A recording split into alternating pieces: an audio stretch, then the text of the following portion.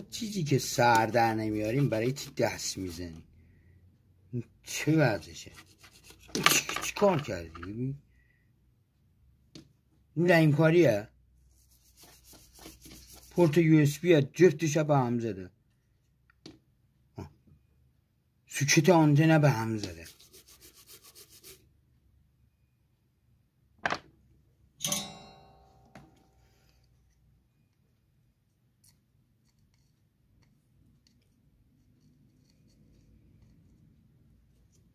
مگه داری؟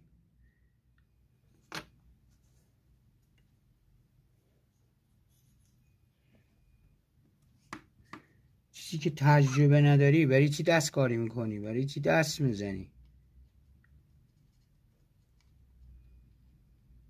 بتونی ماموزه نگاه چی بگم آخه؟ تو که سر در نمیاری برای چی دست کاری میکنی؟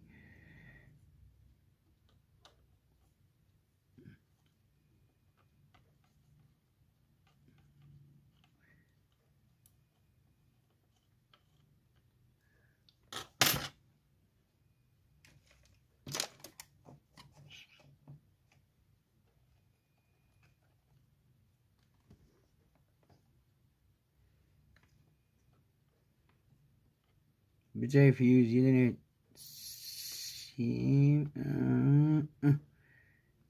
یه ولتاژ هم بهش 5 ولت بدیم تا پنل راه اندازی بکنیم ببینیم ایرادش از کجاست.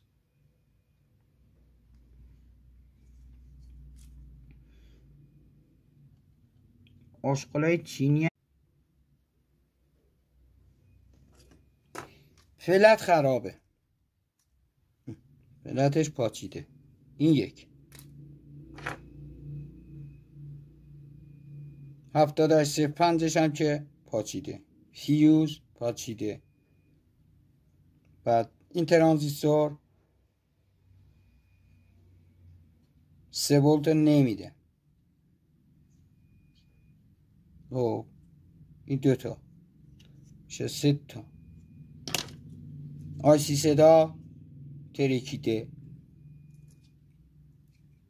حالا بمانه خازن مازن، حالا تو صدا هم باید خازنا رو چک کنیم.